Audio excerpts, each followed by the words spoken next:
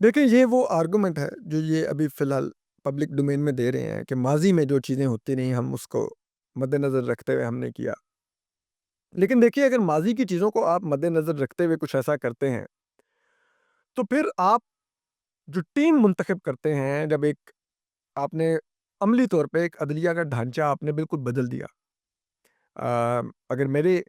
لفظوں میں آپ کہیں گے تو وہ آپ نے اوور ہال نہیں کیا, آپ نے ڈسمنٹل کیا ہے اور آپ نے ایک علیحدہ سا ایک نیا عدالتی ڈھانچہ بنایا ہے. تو اس میں آپ بہت قابل لوگوں کو لاتے کہ دیکھو یہ آئینی دماغ ہے اور یہ اب آپ کے ملک کی نئی جورسپروڈنس ایوالو کریں گے, آئینی مسائل کو حل کریں گے. لیکن وہاں پر آپ جب جو ججز لے کر گئے ہیں, چاہے جسٹس امین الدین خان ہوں یا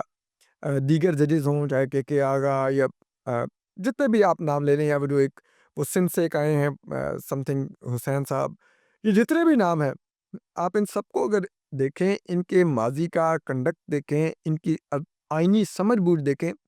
تو آپ کو بخوبی اندازہ ہوتا ہے کہ یہ مسئلہ آئینی نہیں ہے. یہ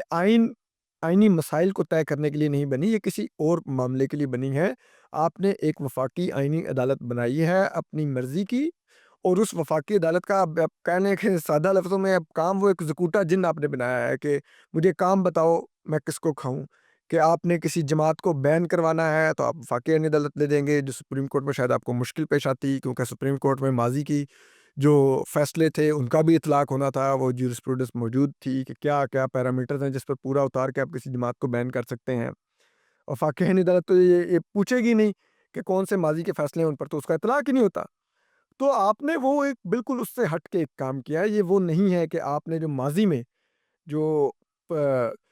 پولیٹیکل انجینئرنگ میں جو عدلیہ ملوث رہی ہے, آپ نے کچھ اس جسے کہتے ہیں نا اس جگہ کو, اس جہاں سے اسٹرائک آتی تھی اس سوراخ کو بند کیا ہے. آپ نے بالکل اس سے علیحدہ کام کیا ہے.